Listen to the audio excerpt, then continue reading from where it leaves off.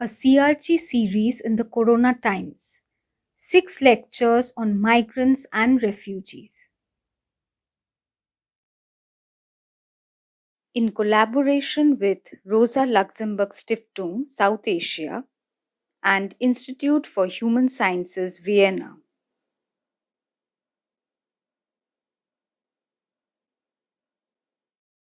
The COVID-19 pandemic has ushered in an era which, even without it, appeared as building on its inheritance of displacement, discrimination, and disparity. Yet, ours is also an era which inherited the idea that empathy isn't alien to law, politics, or to any field of knowledge or activity.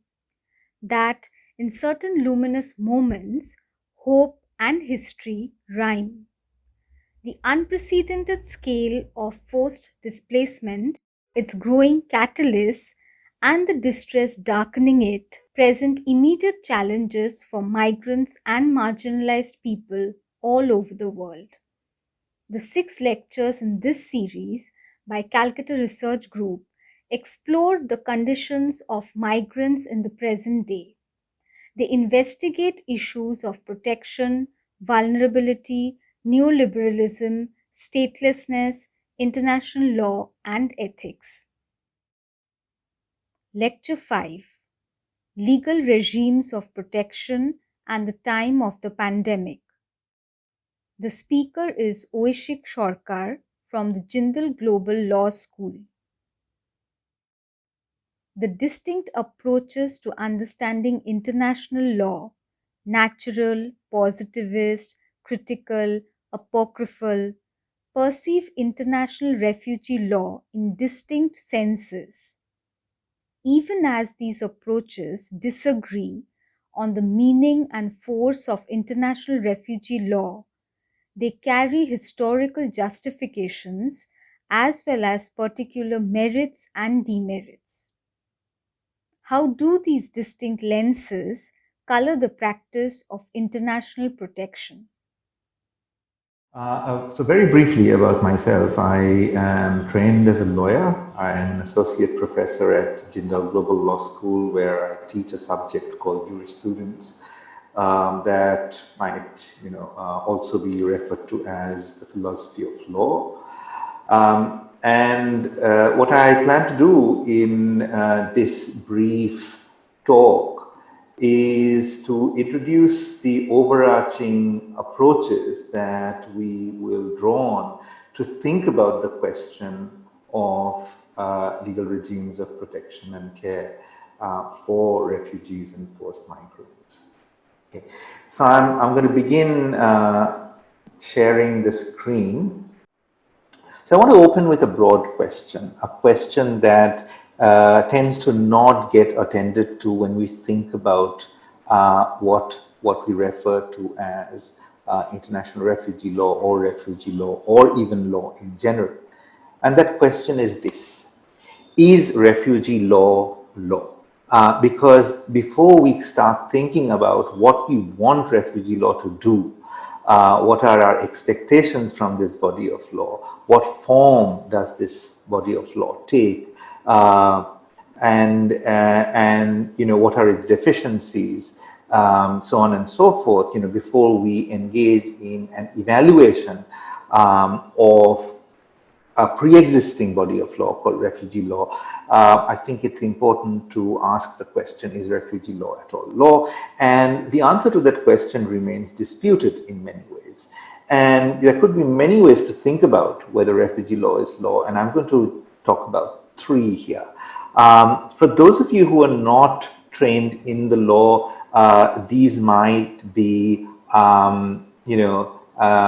positions that you are unaware of.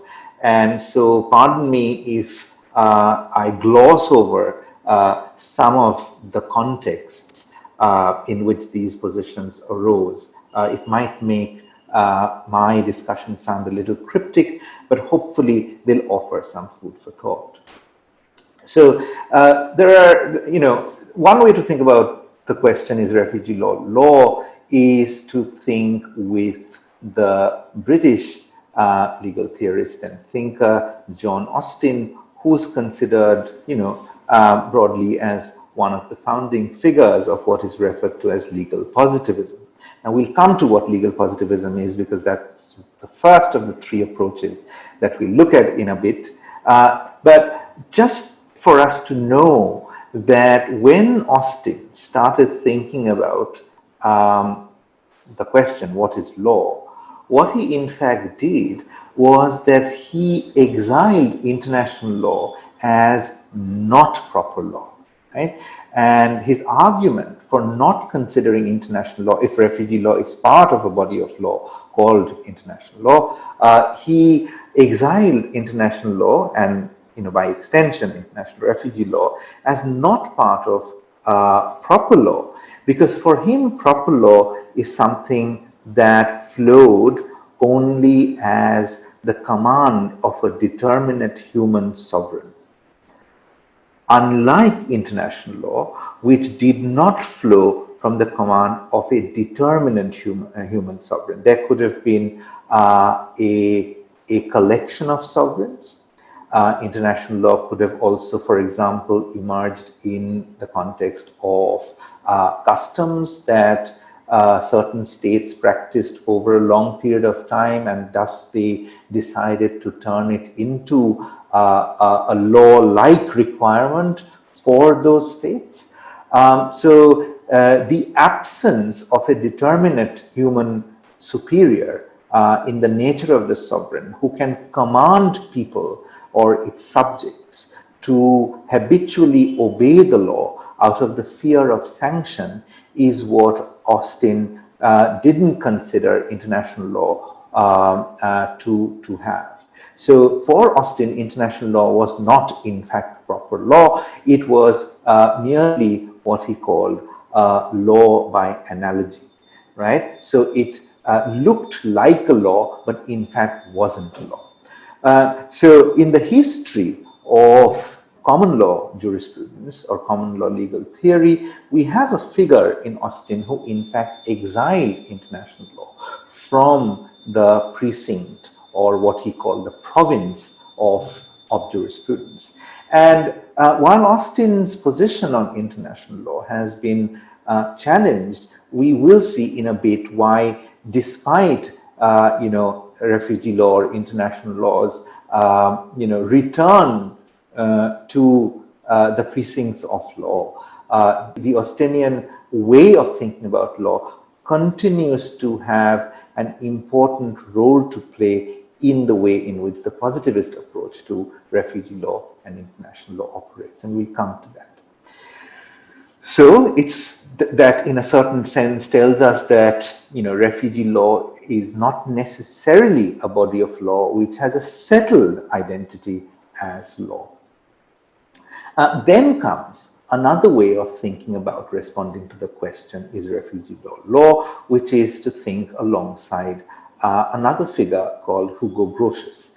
Now, Grosses, of course, in chronological terms, came much prior to Austin. And although positivism continues to have an important hold on the way in which we think about law today, and I'll explain what positivism is in a bit, Grosses did something important. Now, Grosses is generally considered to be somebody who falls within the tradition of jurisprudence that's referred to as the natural law tradition, which is a rival tradition to the positivist tradition that Austin belonged to. And the natural law tradition thought about law as emanating from a force greater than, or a position greater than that of the sovereign.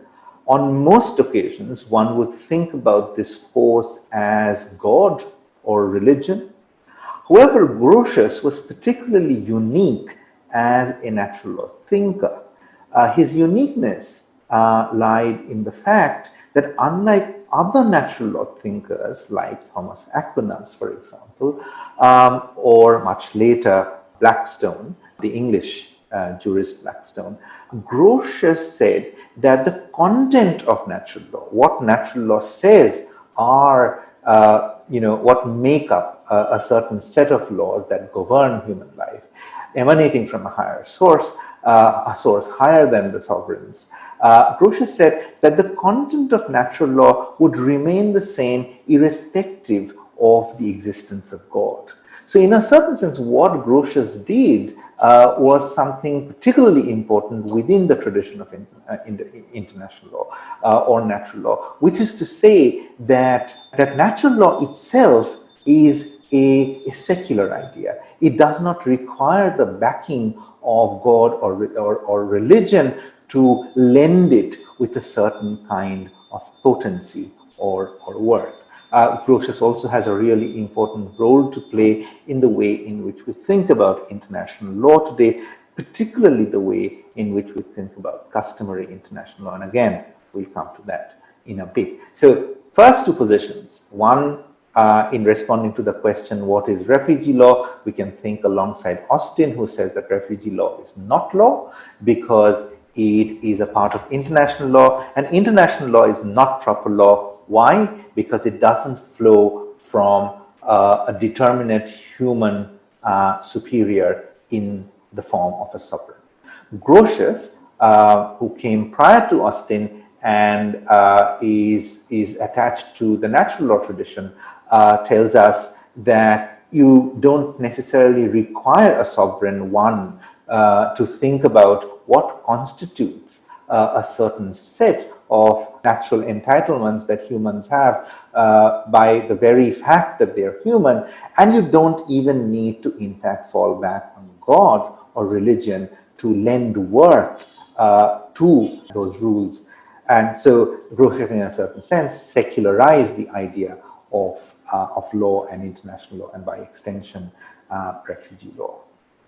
A more modern way of thinking about both of these that bring together Austin's position as well as Grosses' positions is the way in which public international law today thinks about refugee law. And there wouldn't necessarily be a debate about whether refugee law is law when you ask that question in the context of the way in which, for example, the body of public international law has codified refugee law, either in the form of the Universal Declaration of Human Rights or the 1951 UN Refugees Convention or the 1967 Protocol or the various regional documents or conventions that are there. So in a certain sense, that refugees have rights is not something that is under debate anymore because of public international law's claim that one, it is something that is owed to every human being. That's Grosses' secularization. And two, that it is posited in documents. So although Austin did exile refugee law or international law from the province of proper law, a certain kind of Austinian idea is used to advance the argument that refugee law is indeed law. And what is that Austinian idea? That refugee law is contained in documents. And that is in a certain sense, the root understanding of the positivist tradition, which is that there are a certain set of rules, commands, or principles that are posited in a document, which is why it is referred to as something that is positivist. So public international law in that sense universalizes the idea of refugee law as law by one, considering it to be something that humans are entitled to by the very virtue of the fact that they're humans. That's taking Grosses' secularization thesis, and then taking not the exile thesis of Austin, but the positivist thesis of Austin, that law is law when it appears in posited form in documents authorized by those in a position of power. For Austin, it was the sovereign. In public international law's case, it's a group of sovereigns in the form of, for example, the United Nations. So this is to infuse, this first discussion was meant to infuse some indeterminacy into something that we would otherwise consider to be a settled position. Because when we see scholars or advocates or activists invoke refugee law or human rights law for the protection of refugees, we will see that they would generally tend to use one or combinations of these three positions to try and argue that refugee law is indeed law and humans are entitled to the protection that it offers, or states are bound to be accountable if they don't adhere to refugee law. And when states don't adhere to refugee law, we will see some of these very arguments play out in different forms when states say that we are not bound, for example, by a certain kind of international law requirement for technicalities or reasons of politics. Okay, so that's the initial discussion. Now we move on to what broadly, and we'll keep returning to some of these ideas as we move through the rest of the talk. Now, what we'll try and think about when we think about refugee law or international law in general is to approach the study of this particular field of law from these three specific positions or approaches. Now, there could be many more approaches, but I have shortlisted these three because these three help us do very different things. It helps us think about law in very different ways, and it helps us appreciate the significance of each of these positions, but also appreciate their limitations. We also will be able to see, I'm hoping, as we move through these three approaches, how in the way in which we think about law, refugee law or law in general, an amalgamation of all these three approaches are always at play. And to be able to identify that is the work that legal theory, for example, performs. As the slide tells you, the first approach is legal positivism and natural law. The second approach is critical legal theory. And the third approach is what can be called apocryphal or minor jurisprudence. Now, as I mentioned earlier, when we were discussing the previous slide, that legal positivism is generally understood to be a way of thinking about law that is interested in looking at law in its posited form, meaning law as it is posited in documents, as long as those documents are authorized by a sovereign or a sovereign-like figure. Right? So for Austin, it was a determinate human sovereign, but over time, as legal positivism has progressed as a body of legal scholarship and philosophy, the authority that gives power to law in posited form can also be a sovereign-like figure. So it needn't be a sovereign in the traditional sense of a state, but it could also be, for example, something like the UN or, for example, the WTO and similar such entities. Now, and natural law, as I said, is what we would generally think of as law or the idea of law that comes from a source that's higher than the sovereign or a sovereign-like figure, something that is universal and is immemorial in the way in which we, for example, understand in human rights. The fact that these rights accrue to humans by the virtue of the fact that they are human, and so every human is, quote unquote, naturally entitled to the benefits of natural law or human rights, which are natural entitlements in that sense. Now, what do people who work in the legal positivism and natural law traditions primarily pay attention to when they are thinking about law? And the categories that follow that first point are some of those ways in which legal positivists and natural lawyers think about about law. So, for example, for a legal positivist, they would look at treaty law, right? If you think about international law, where is this law? So, what is law? Look at the document, right? Where is the law? You look for that particular article or for that particular section, and you try and read it and figure out what the law is. So you look at the document. It's similar to the last point under the first broad heading, which is statutes and case law. Again, posited sources.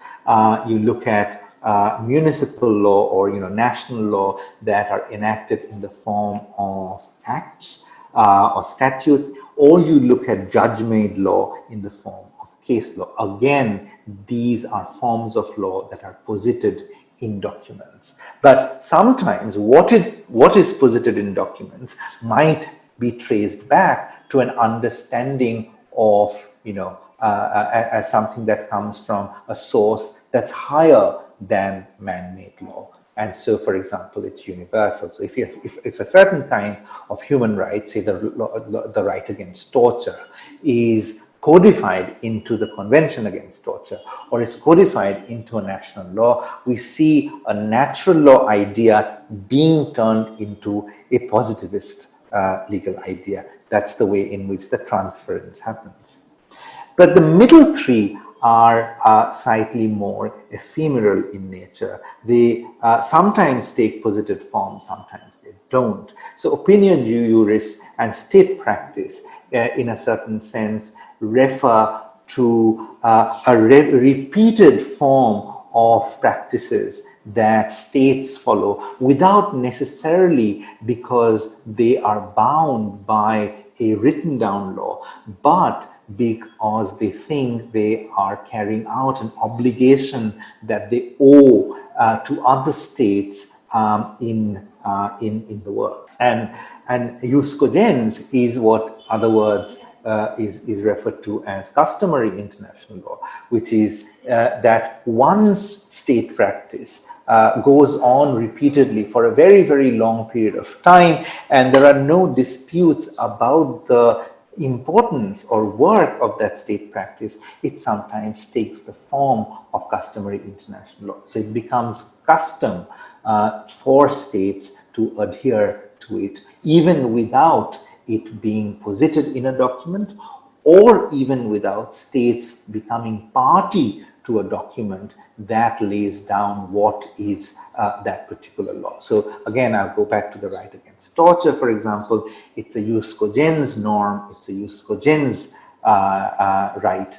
And so if there are states that are not party to the Convention Against Torture, they can still be held accountable if certain kind of state practices have resulted in the torture of citizens. Similarly, in refugee law, for example, the right against non-refoulement, which is the right not to be sent back forcibly to the state from which you have actually escaped persecution, irrespective of whether you're a party to the 1951 Convention or the 1967 Protocol, states can be held accountable for doing that. Now, whether they are or not is a matter that is separate from what the law in fact tells us. So that's how legal positivism and natural law work with each other, irrespective of being rival traditions.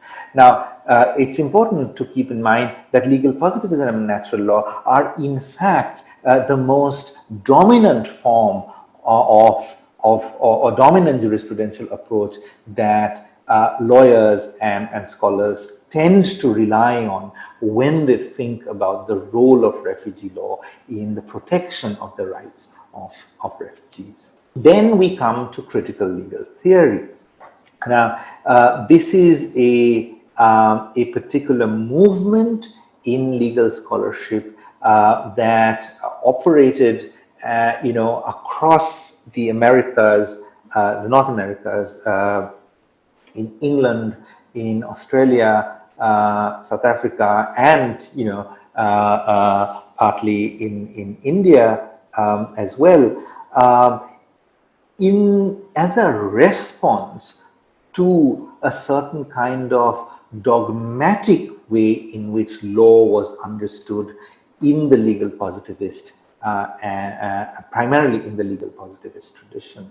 And this dogma was particularly with regard to legal positivism's commitment to thinking about law as doctrine, or thinking about law as rules as they appear, and good law as objective, neutral rules, and good legal interpretation, or the rule of law as a way of thinking about states that adhere to the rule of law, without deviating in the least. So in a certain sense, rule following and clear, objective, and neutral rules is the kind of dogma that critical legal theory was responding to.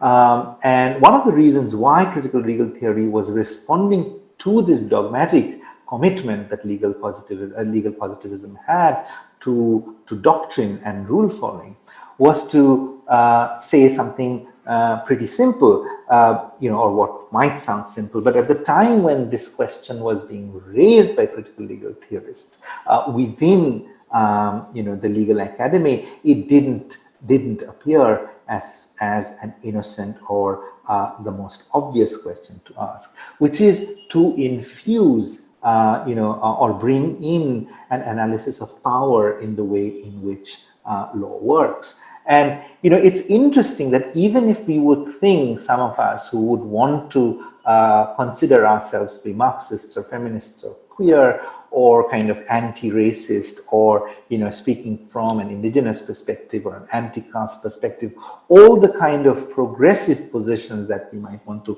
occupy, and might want to say that yes, of course law is about power, we would still want the law to be objective.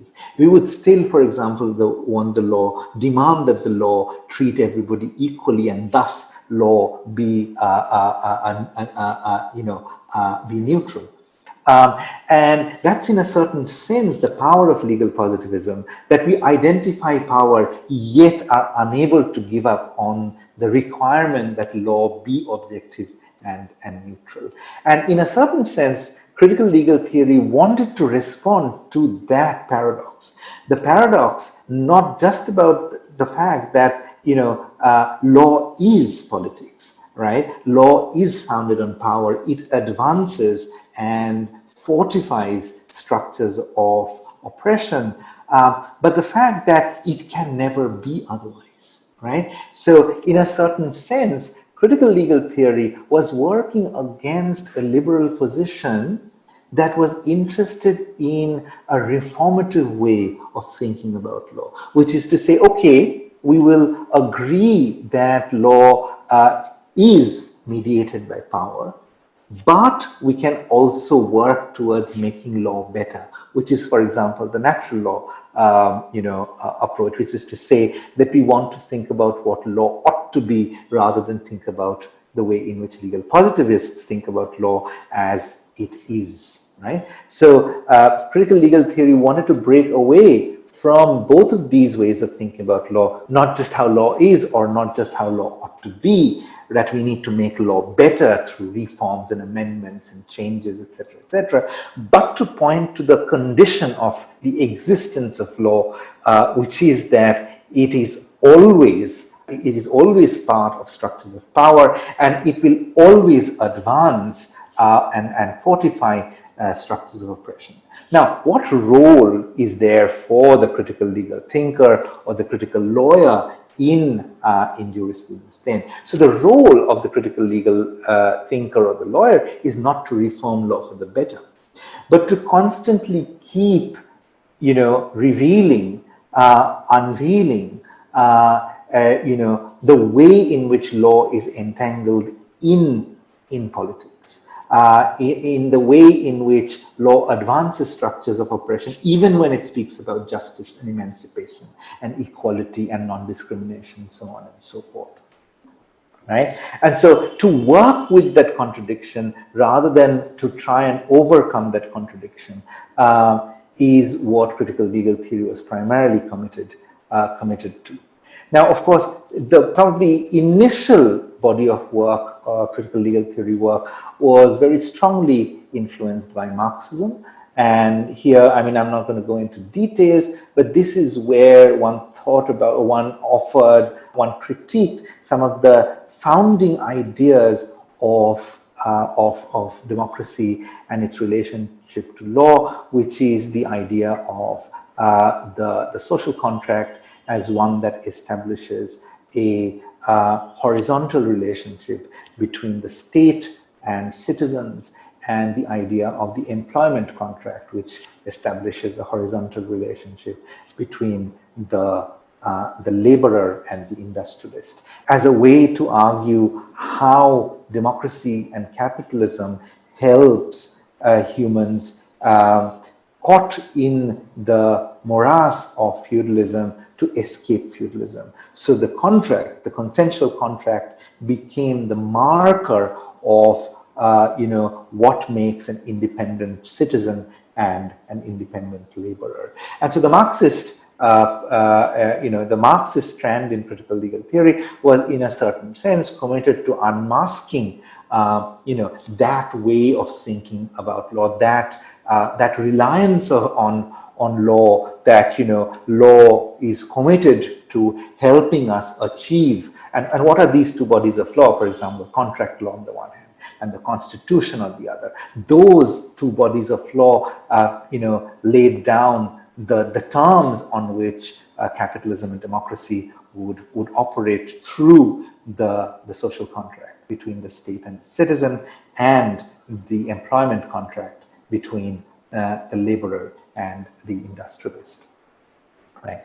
Now, this Marxist commitment was picked up by a group of scholars, and I'm of course not offering chronology here, so pardon me for that. So it's not as if Twail comes before feminist and queer, so it's not necessarily, or Marxist came before, critical race and indigenous. But these are just kind of, a schematic organization, not a chronological list in that sense. So TWAIL stands for, the acronym stands for Third World Approaches to International Law, where you had a set of scholars, particularly from the Third World, who brought together anti-colonial, Marxist, and critical race and post-colonial ideas to offer a critique of international law. So if critical legal theory's Marxist strand was specifically aimed at critiquing law in general, TWAIL held on to that Marxist strand, added a new set of positions to advance a critique of international law, to say exactly something that's similar, that international law presented itself as a body of law that will enable the world to live in peace. It would enable, quote unquote, the civilized nations of the world to agree with each other consensually, to put in place a certain set of practices that states will be bound to and thus can be held accountable for. But when this very regime is looked at from the point of view of the Third World, one actually sees the contours, or how the contours of power have in fact founded this very body of law called international law. Which state has greater say in the way in which what qualifies to be law? Which states contribute to the production of what is called state practice? And that's kind of broadly borne out in the way, for example, in which negotiations happen in the WTO, or for example in the UN, or the way in which unilaterally a country like the United States can, for the first time in the history of international law, unsign, from an international law document like the Rome Statute of the International Criminal Court. So there are several instances of the way in which the Third World is, one, written out of international law, and two, the way in which international law in the in the conventional sense, offers no account of its role in epochal forms of oppression, like, for example, colonialism and imperialism.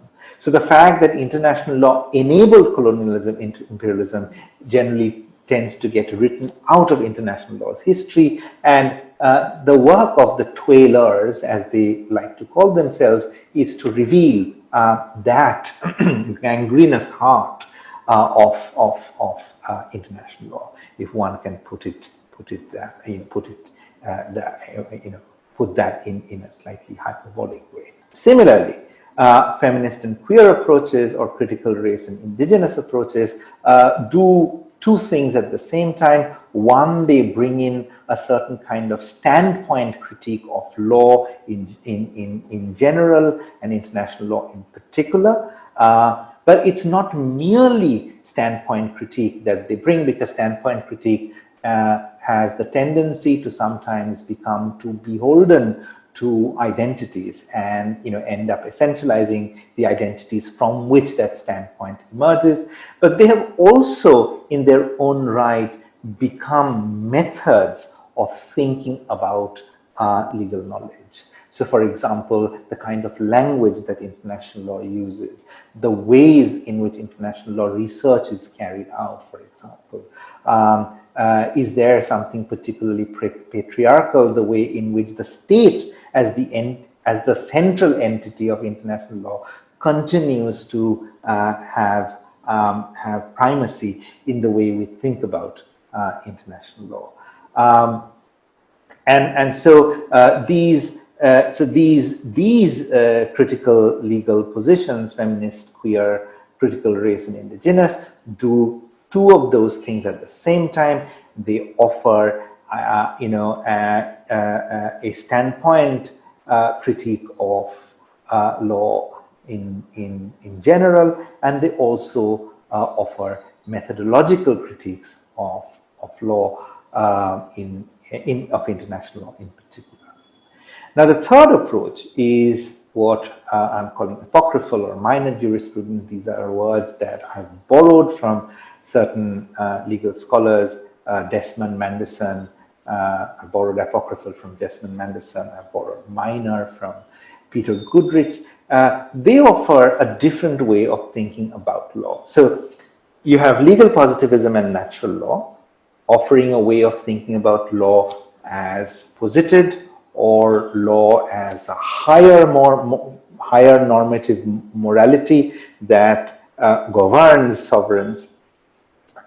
Critical legal theory, which is committed to unravel the foundations of law, the oppressive foundations of law, and how law advances structures of power and oppression, not with the mere interest in reformation, but to in fact say that law is law because it is the work of power.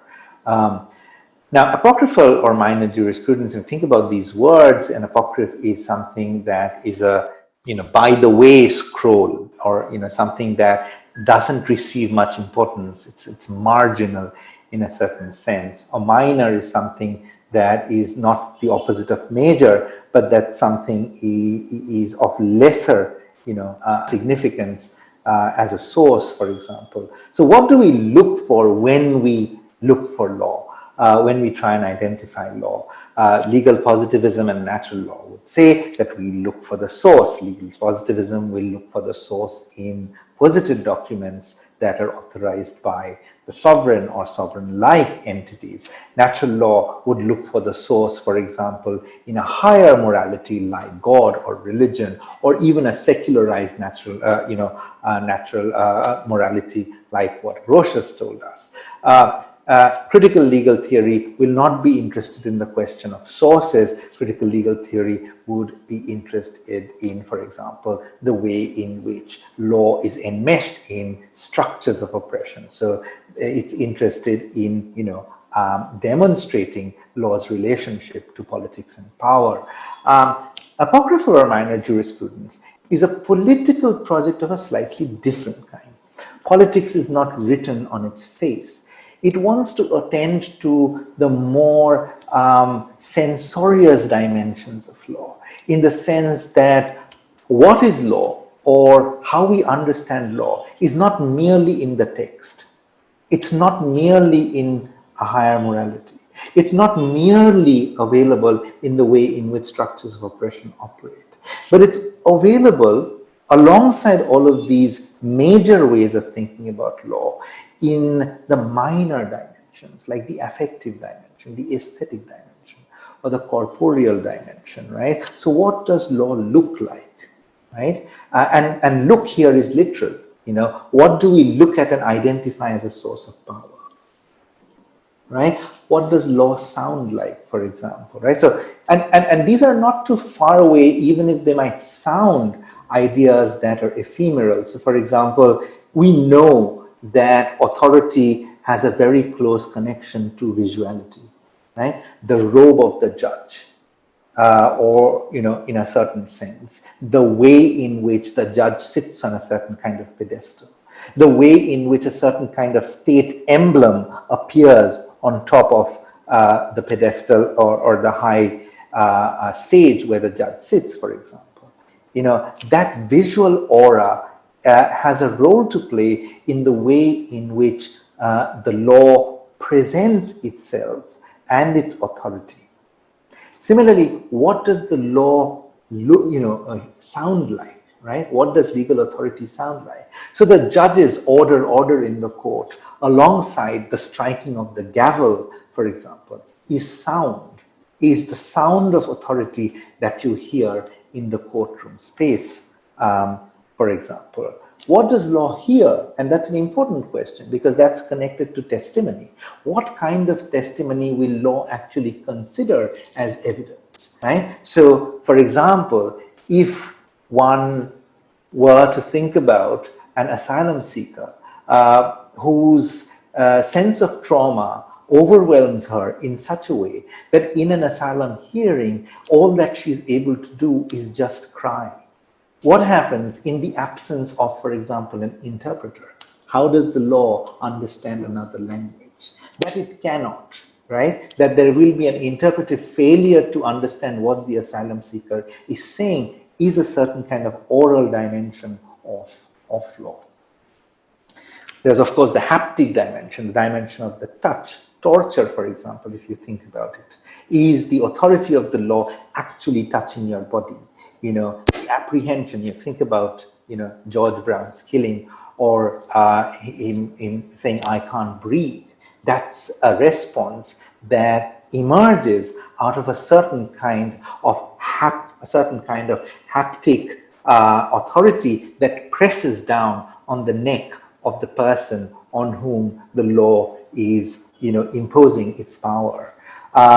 It takes various forms. For example, the handcuffs, the touch of the walls of a detention center, for example. All of these play a role because the detention center is a legal space produced by law to be meant for a certain kind of people who are qualified by law to be there, for instance. And then there's, alongside this, there's also the olfactory, the smells that are associated with, the spaces and the architectures in which law keeps certain kinds of people. So, the apocryphal or minor jurisprudential approach attends to those aspects. So, in fact, it asks us to step out of the texts of law. It asks us to step out of the courtroom space in the conventional sense, or step into the courtroom space by paying attention to the minor aspects of the courtroom space. It wants us to not let go of our analysis of power that critical legal theory talks about, but to say that if you only attend to the question of power in the structural sense, you will not pay attention to the minor ways in which power produces certain kinds of legal subjectivities of, the refugee in the detention center, or, or the refugee in the boat whose only sensory, who's constantly, whose sense is with regard to, the smell of the ocean, for example, or the taste of salt water in their mouths, for example. Now, this is something that I'll skip for the moment, but just to tell you that when we think about public international law, there are quite a range of bodies of law that fall under that broad rubric called public international law. Public international law is different from private international law. Private international law refers to international legal treaties or rules that are interested in settling jurisdictional disputes that emerge with regard to private, private actors. Whereas public international law is interested in addressing concerns that are with regard to relationships between states, which is why international human rights law, or the kind of obligations that the international community imposes on states with regard to the kind of relationships that they will have or they owe to their citizens or even non-citizens.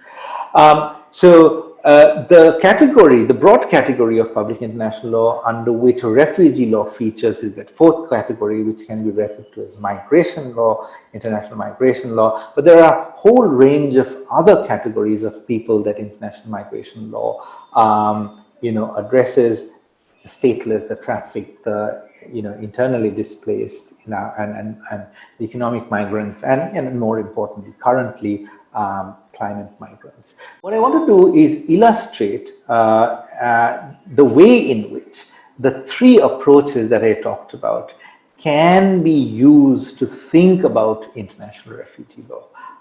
And so this is the first approach, which is legal positivism and natural law, something that I have mentioned earlier. What are these two approaches interested in? They're interested in treaty interpretation. They're interested in looking for how the custom came about and thus saying this is why it's law and that is why it's binding. They're interested in thinking about a certain set of rights as emerging from a position of normative morality that is higher than the sovereignty of the state, or at a more national level, it is interested in questions of constitutional protection. So if at the international level it's about treaty-based way of thinking about what rights are, at the more national level it's thinking about what are the constitutional provisions that can advance protection to refugees or refugee-like populations and communities and individuals. Right? Some of the debates that generally tend to feature when we think about international refugee law from the legal positivist or natural law positions are questions like these. Who is a refugee, right? A really, really important question, because legal positivism is so committed to the idea of definitions, right? Because to be able to, advance protection to a particular legal category of persons, you need to be able to define who these people are, right? So even to identify that somebody's right has been violated, you need to identify the person who can actually claim that form of right violation. And generally, it tends to operate in by using a methodological, a logic of sifting, of eliminating. So, for example, who is a refugee is something that you arrive at by distinguishing the refugee from who is not a refugee, right?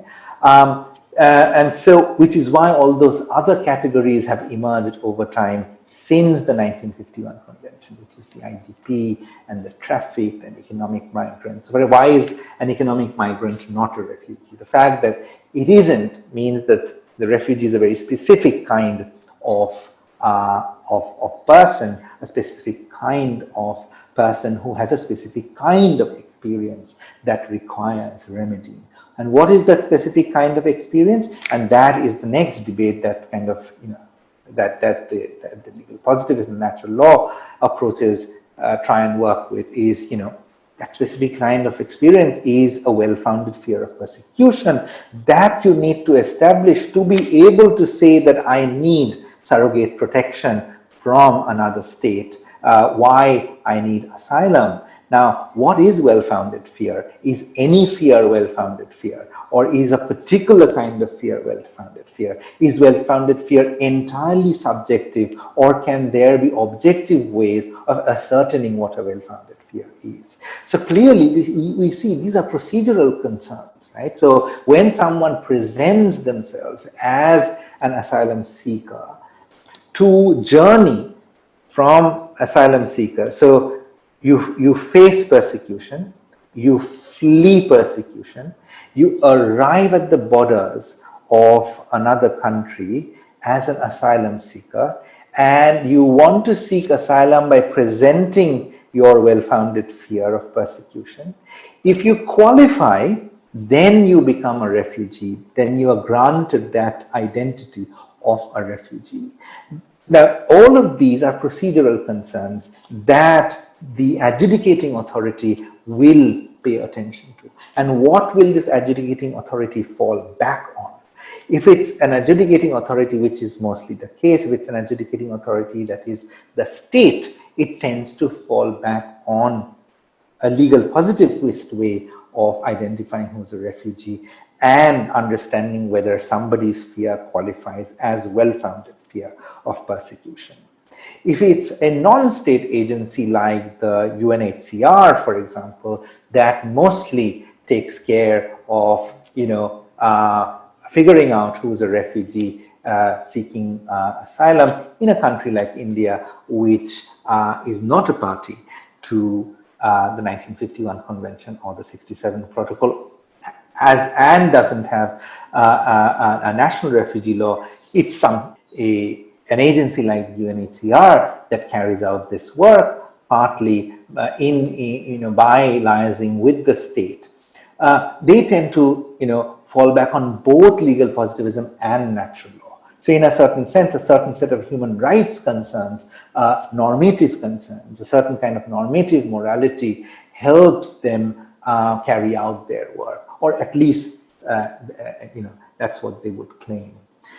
Similar to that second question, again, if you have been able to present your case well of having a well-founded fear of persecution, the next step is generally what kind of persecution is it? And we know that there are 5 kinds of persecution that the Refugee Convention gives us. So, we know that the task here is really categorizing, the adjudicatory task is really categorizing people's well-founded fear under one of those or overlapping categories of persecution. But there is also a particularly vague sounding category of persecution, which is that if you fall within a particular social group. And this particular category, what does it constitute? And some people have said it's too big a category for some specific kinds of experiences to actually fall through. And some have said that it's an important category that you can in fact use to include experiences of persecution that don't form a part of the other categories. So for example, gender, and that's the fourth question, is gender part of a particular social group? And there are debates about this. Sometimes gender has been considered to be a part of particular social groups. On several occasions, it hasn't been part of a particular social group. And so in that sense, the legal positivist and natural law approach will attend to questions of this nature that can either be answered by looking at the posited sources of law or combining the positive sources of law with, a reliance on custom or normative morality. Now we come to the second jurisprudential approach, which is critical legal theory, and we've discussed what it is meant to.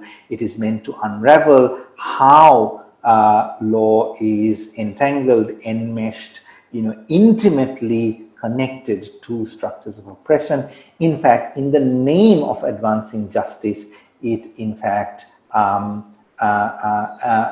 strengthens and fortifies power structures of oppression.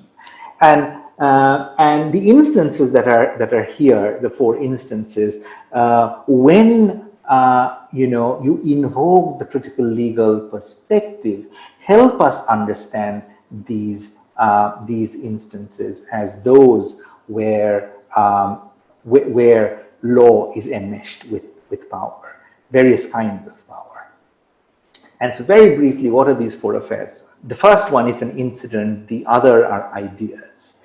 So, the Tampa affair was, a major political issue that took place in, concerning Australia and Norway.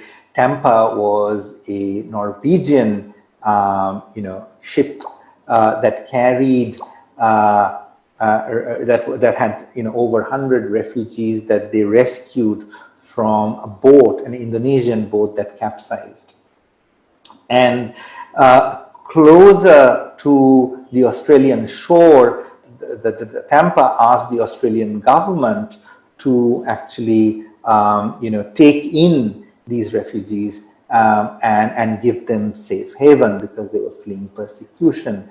The Australian government denied Tampa the permission to dock, as well as to let these refugees in.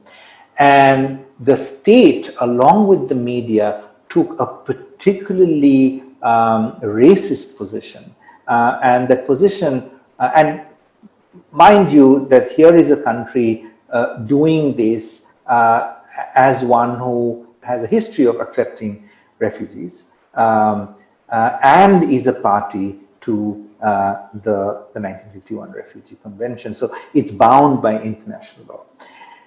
There were images of refugees when the boat was capsizing, the boat from which Tampa rescued the refugees, who were throwing their children overboard, thinking that if they die, if the adults die, at least the Tampa will be able to rescue their children. The media narrative that was produced around images of that nature was that, see, here you have a barbaric group of people who don't take care of their children, so that they're throwing their children off board. Right? And so it was a certain kind of racialized demonization that took place, of the group of refugees who were rescued by the Tampa. So in a certain sense, when read from a critical legal theory perspective, if you read from a, for example, legal positivist perspective, you would, for example, say that, Australia is a sovereign nation state. Even if Australia is bound by its commitment as a signatory to the 1951 Refugee Convention, municipal law trumps international law, right? So as a sovereign nation state, it can decide who it wants to let in to within its sovereign territory, right? And the matter will be settled, because you actually have international legal principles that say municipal law can trump international law. So a positivist position can in fact justify what the Australian state did. If you go with the natural law position, the natural lawyers might say, no sovereign nation state can do that because human rights supersede sovereign concerns, right? So because they are universal, it doesn't matter whether you're a signatory or not. Or it would say, because you're a signatory, you are bound to these higher principles that are higher than your sovereign concerns, right? What would critical legal theory help us see? Critical legal theory would help us see that your recourse to law, be it positive law or natural law, is a racialized project. Sovereignty is founded, the idea of sovereignty in the way in which it's understood in international law or in municipal law is founded on racialized assumptions of who a citizen is. And that is what gives the power to a state, even a law-abiding state, even a state that has ratified the Refugee Convention, to in fact produce a narrative of demonizing, the non-white refugee as unwanted outsiders, as those who will not be allowed in because they cannot take care of their children. So they are not fit to be even advanced protection for the demonic activities that they have demonstrated. Right? So that's what critical legal theory, for example, will help us see. It's connected to, for example, the next instance, which is the jurisdictions of a camp. Now, of course, there are refugee inviting countries, particularly Western countries, always have refugee camps. That's the first point of detention. And then the asylum process, the adjudication process begins. If you qualify, then you're let out of the camp and then you enter, quote unquote, mainstream life, and you are then tried, you can use various kinds of things that the government offers to integrate into the regular life of that country. And, the process, as I mentioned, has procedural components as discussed in the previous slide.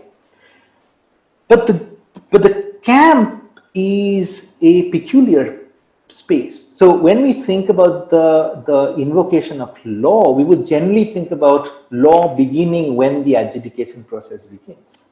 But the very fact that the first point of entry is the camp, when you're allowed to enter, and that's where you're detained, for example, is, the work of law has already been activated because the camp has a particular jurisdiction. It's marked out by barbed wires and walls, right? And a law has enabled the marking out of that space. And it's a strange place because it's a space, as I write here, a space of lawful lawlessness.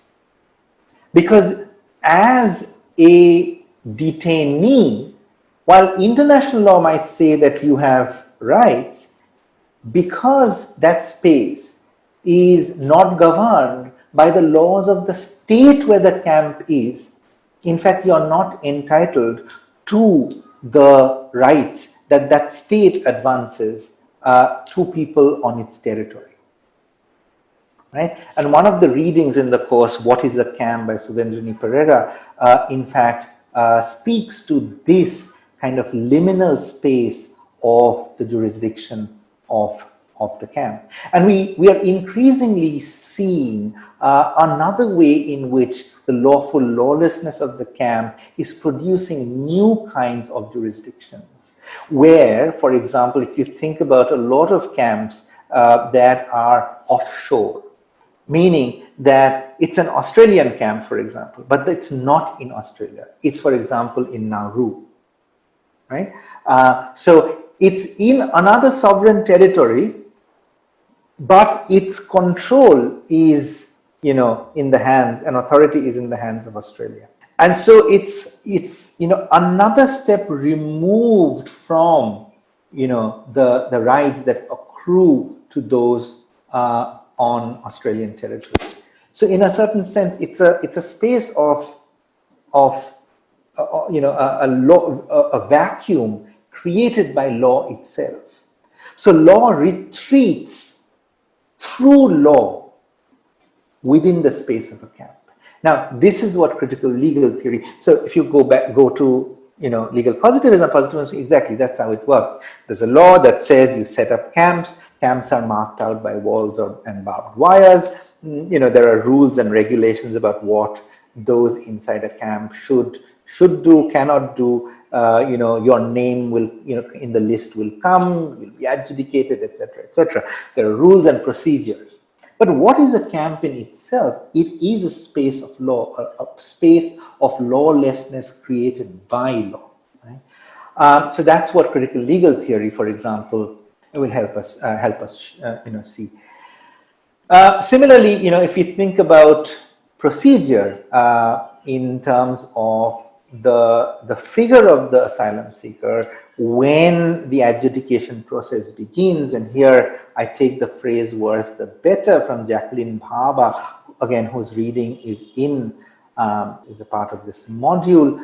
For example, her point here is that it's actually not procedures that help determine whether somebody will transition from being an asylum seeker from an asylum seeker to a refugee. What will determine that shift is a story, and the story has to be a story of victimhood.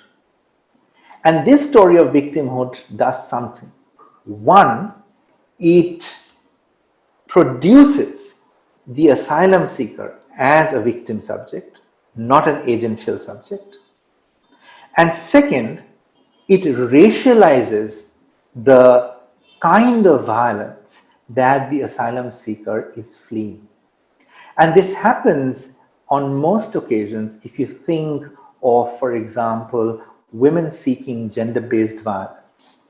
If they are providing a certain kind of story about their experience of gender-based violence from a particular country, not only is that woman considered to be a victim of gender-based violence and only a victim of gender-based violence, the fact that she demonstrated agency in fleeing, in figuring out how to flee, with her children maybe sometimes or alone sometimes, is of course written out of that narrative.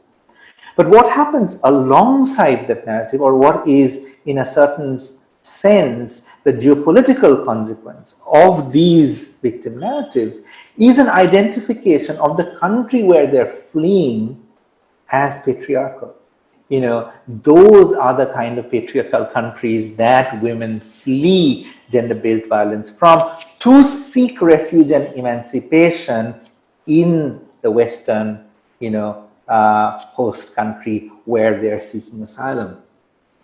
And this applies not only in the case of women. This is where, for example, a queer jurisprudential perspective comes in, where, for example, homosexuals are fleeing persecution, say from Iran or Egypt, where there might be laws that criminalize homosexuality, or there are social mores that might make it very difficult for somebody identified as a queer person to live, is, for example, if you're fleeing to Germany or in various countries of Europe, and this is what used to be the case in Germany. For example, for a long time, Germany had something called a Muslim test.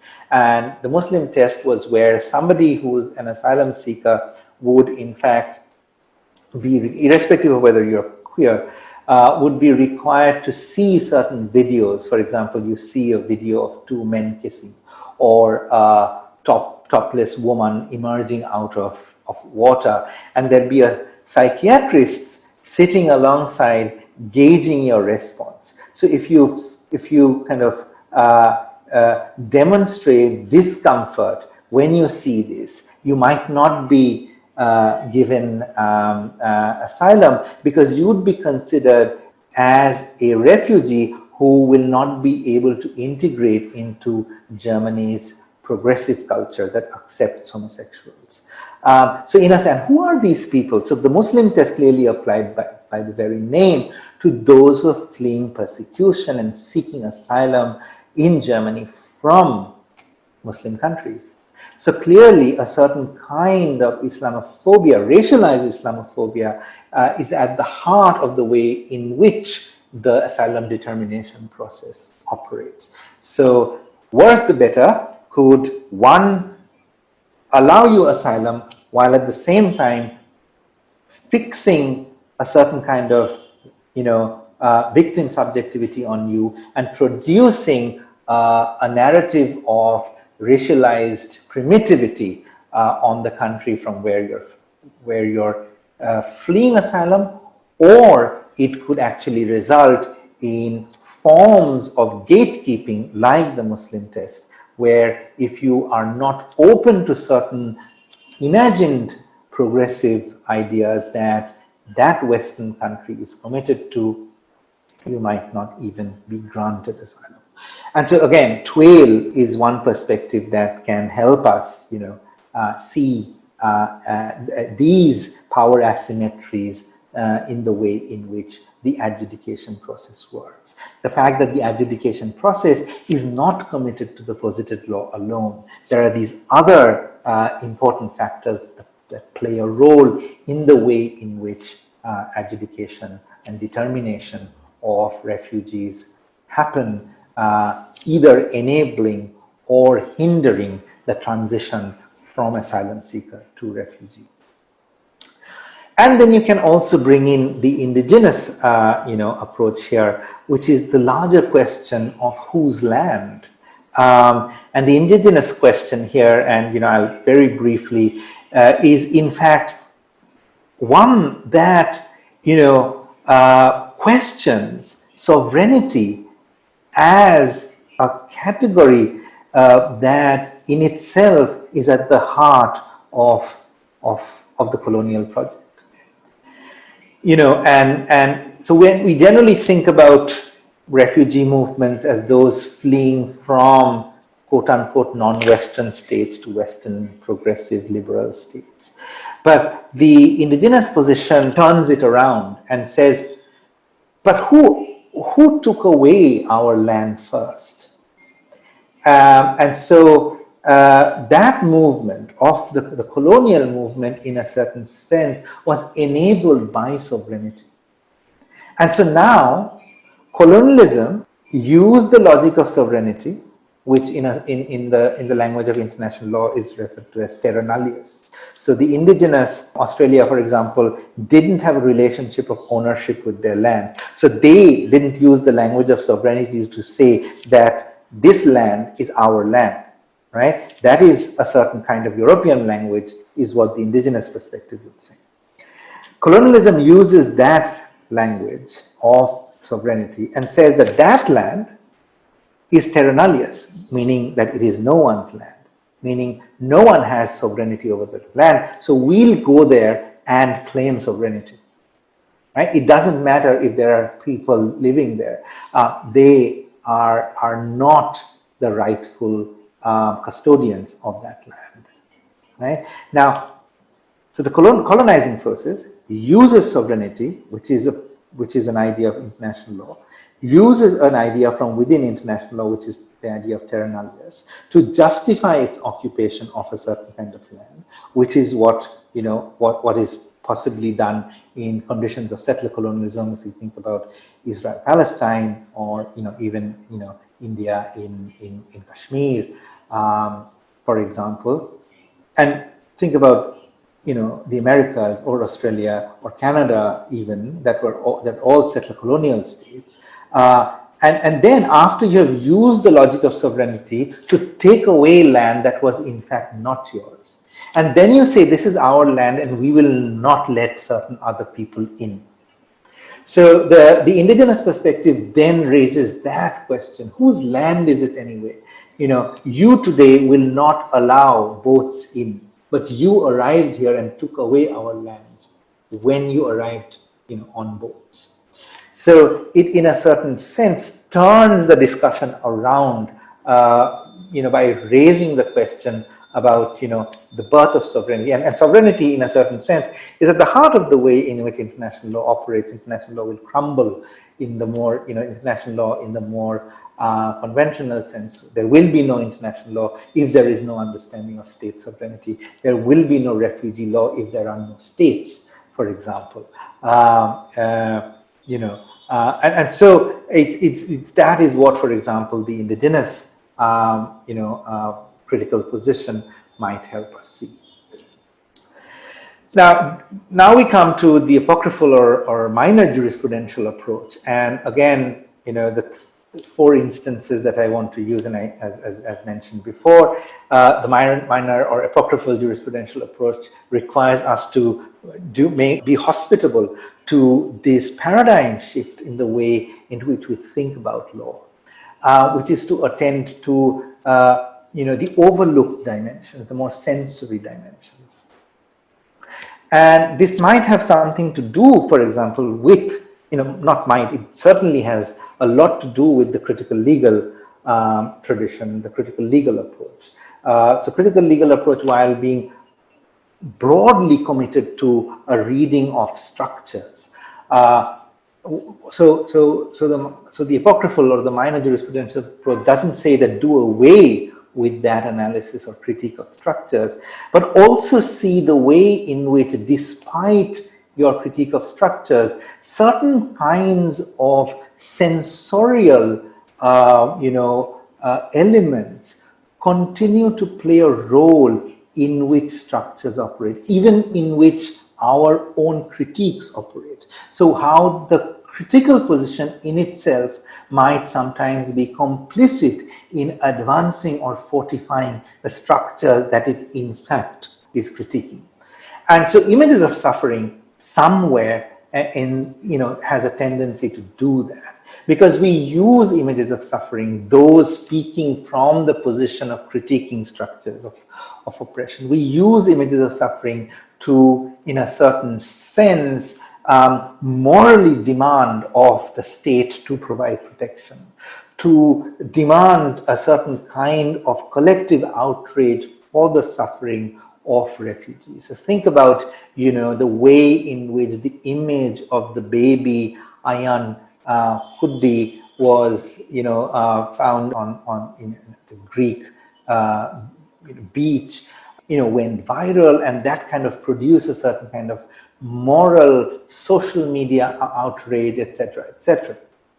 Now, the apocryphal position would say that while the use of images of suffering is central to the way in which advocacy work is carried out, it also has two outcomes.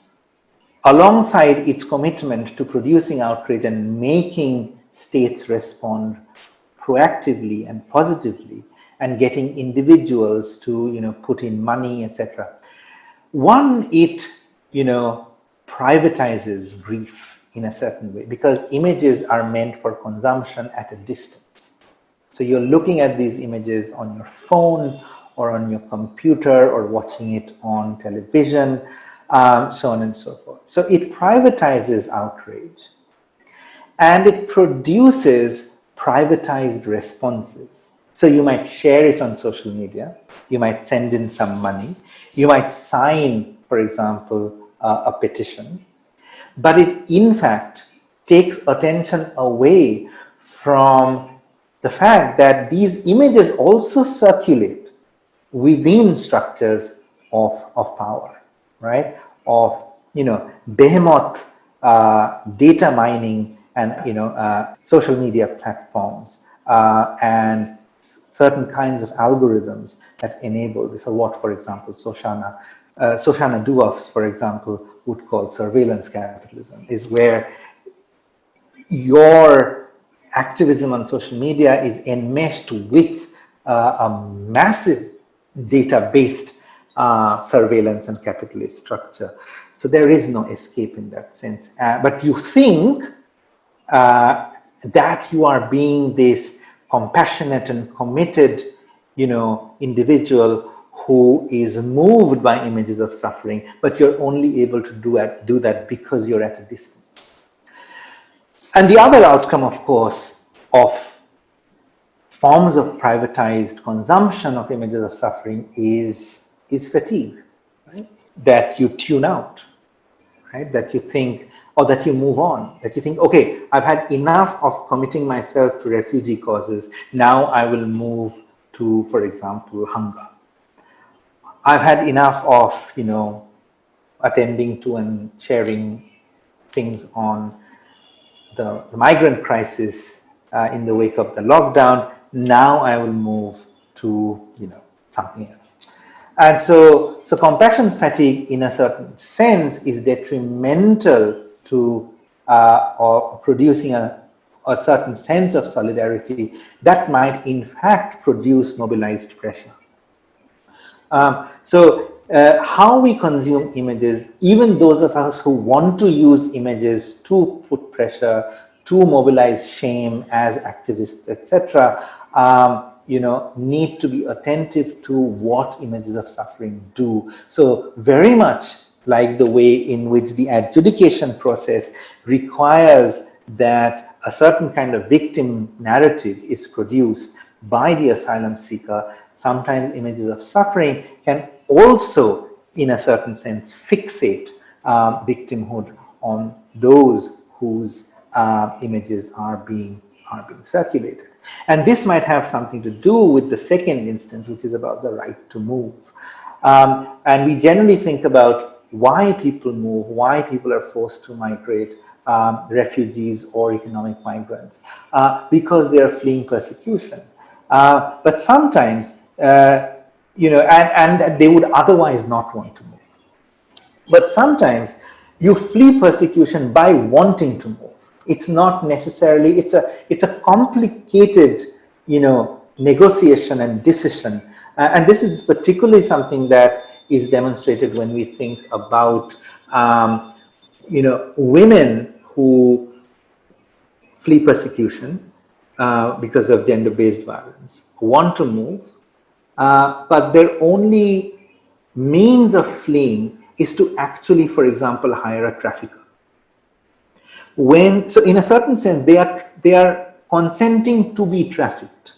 Now, it might sound, it's a contradiction in terms, because trafficking means the absence of consent entirely, and being duped, etc. But people do exercise forms of agency, even if it's constrained agency, in the way in which they decide to move. And that denial of agency to decide that, okay, the only way I can get away from here, because I don't know how to cross the border, I know certain people who enable the crossing of borders, I'm going to pay this person, I might become indebted to this person, but I will try and figure out how to pay back the debt when I move.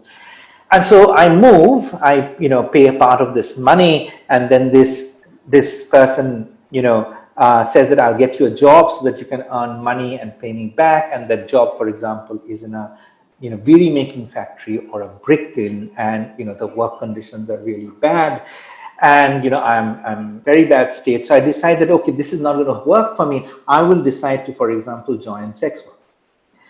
And so you decide to join sex work, and because you think that the work conditions might in fact be slightly better, you might earn more, you might be able to in fact not only pay back the debt, but also, for example, send money back to some people in your family back in the country from where you fled. So these performances of agency, in a certain sense, are written out of activist narratives.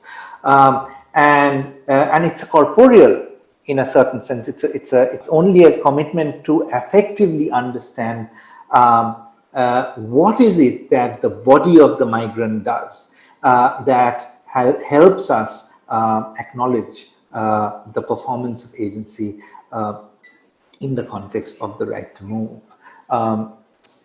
Then we, for example, might think about, again, from the affective or aesthetic or even the corporeal dimension, the spatial experiences of detention. I've spoken about this briefly earlier when I was introducing the three approaches. And there's one, graphic work by Tingstjack in your reading list. Do take a look at that, where Tingstjack, listens to stories of how those in detention centers experience the spatial nature of the detention center and describe it, and then she translates that not into words but into a visual depiction of space, right? Because if you translate it into words, you wouldn't have been able to capture the affective and aesthetic dimension of the spatial experience, right? So in a certain sense, images lend themselves to carrying that effective charge of helping us understand what spatiality of detention might in fact be.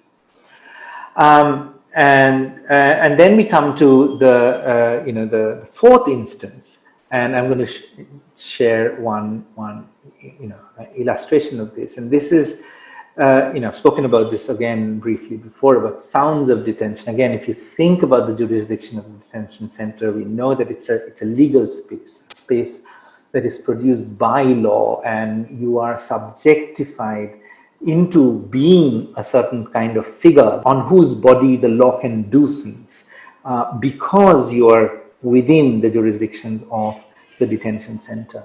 Now, how does one experience the detention center? One experiences it spatially, but one also experiences it and sometimes conveys that experience through sound. And a project called the Manners Detention Project, recording project, where it's a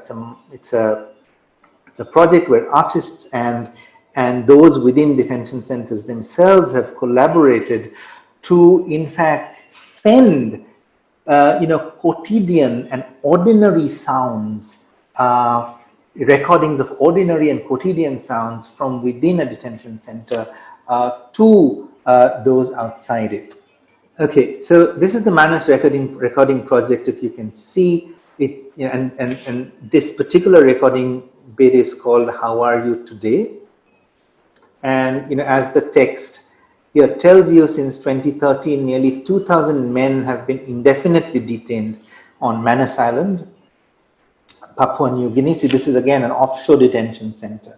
Again, there's a question of jurisdiction and international law in operation here by the Australian government after arriving in this country seeking asylum. Commissioned for eavesdropping. Eavesdropping is another project. How Are You Today is a collaboration between some of these men, Farda Bandesh, Behruz Buchani, Samad Abdul, Shamindan, Kanapati, etc., and Michael Green, Andrew Dow, and John Tia in Melbourne, each day for 14 weeks, the duration of Eavesdropping's first presentation at Ian Potter. One of the men on Manus made a sound recording and sent it on shore. For swift upload to the gallery by the exhibition's end, there were 84 recordings in total, each 10 minutes long. The result is an archive of 14 hours. So here we have, in fact, a very different, oral, archive of oral, or sonic or oral testimony. This is not people speaking to give you an account of their experience inside a detention center, which is a jurisdictional space. It's a different kind of testimony, and the question to ask is, what does this testimony help us do in thinking about this jurisdictional space called the detention center? So if you sign up for this project, every week you will, for example, receive one recording. So here, I'm just going to play one of these, a couple of these, bits of couple of these to give you a sense of what is the oral dimension of this jurisdictional space called the detention center. Okay, you can go to the website and listen to many of the others. And so what does sound do for us here in helping us think about law? When we think about experiences that are produced through a certain kind of legal regime, which is, the experience of being under detention is the outcome of a certain kind of legal regime that requires you to be in detention. It's a part of the legal procedure that's put in place. How you're experiencing, this is also the way in which the law demands evidence, or we are trained by a certain kind of positivist way of thinking about what is evidence. So we want evidence, as a visual account of what had happened. We want evidence in terms of, of quote unquote violence of what has happened, which is why eyewitness, it had to be seen to be worthy of being presented. And so here, there's a displacement of the visual by the oral. And these are ordinary sounds. demands, and it requires us to think about this jurisdictional space of detention, which is a space produced by law. How is this space being inhabited in the most ordinary of ways? It requires us to, literally, to attune ourselves to things that we would otherwise not pay attention to, which is, for example, the sound of, scaling the fish, maybe the cutting of the vegetables, the flowing of the water. Now, the question to ask is, of what consequence is this really, if we are attending to this when thinking about law? One of the consequences, and I don't want to turn this response in thinking about consequences to say that this is an instrumentalist. I don't want it to make an instrumentalist argument here. But this is one way of, for example, humanizing the detention experience, thinking about the ordinariness of the detention experience, in a certain sense, lending humanity to those who inhabit the detention center, even when it's an experience that is marked by inhumanity and violence and torture. It's also a way to, in a certain sense, connect with that experience. Because if our connection with that experience is only through the language of violence alone, then that distanciation, that argument about distanciation, that was the first instance that I discussed through Angel Suffering, will never, in fact, snap. We will always remain in the privileged position of being away and thus being able to care. Right? It's almost because we are not affected by it, we think that we can care. See how sensitive we are. We can pat ourselves on the back and be happy about it. And then take recourse of the law, either in a positivist sense or in a natural law sense, and say, see, this is why it's bad, it's wrong. And then you take recourse to natural law and say, this is why things ought to be different. And, these are humans as well. But if you want to think about a connection with refugee life in a very different way, right? Distanced, of course, but yet requiring an activation of faculties that we wouldn't otherwise activate when thinking in terms of activism or protecting rights, it produces a different kind of relationship. So in a certain sense, the attention to the aesthetics or the affective dimensions is a demand for invoking a different set of relationalities to connect ourselves with spaces, legal spaces that produce legal subjectivities like that of the refugee or the asylum seeker or the indefinitely detained, which might not result in, quote unquote, a consequence always, but think everything in terms of consequences might also in fact be something that we might want to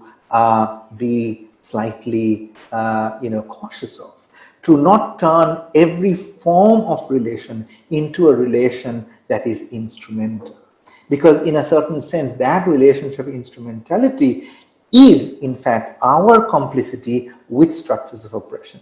In a certain sense, we have the ability to do something for them. That, almost unconscious privileging of our own positions as distanced consumers of their suffering is something that we will never be able to unsettle if we continue to only hold on to, for example, the positivist, the natural law, or the critical approaches. Now, this is not to say that, the apocryphal or the minor approach is the approach, but in a certain sense, my objective in a certain kind of fragmented way in this talk was to, in other words, introduce these three approaches that are available to us, in philosophical terms, in terms of the activism or the scholarship that we do, as a set of tools that we can use to not only think about law as something that's out there, but our own relationship to the way in which we think about legal knowledge, the way in which our research produces legal knowledge, lends meaning to legal knowledge, how we interpret what we consider as legal knowledge, and how do we understand subjectivities and spaces that are produced through certain kinds of legal discourses, like the detention center, or the subjectivity of the refugee, either dead or alive.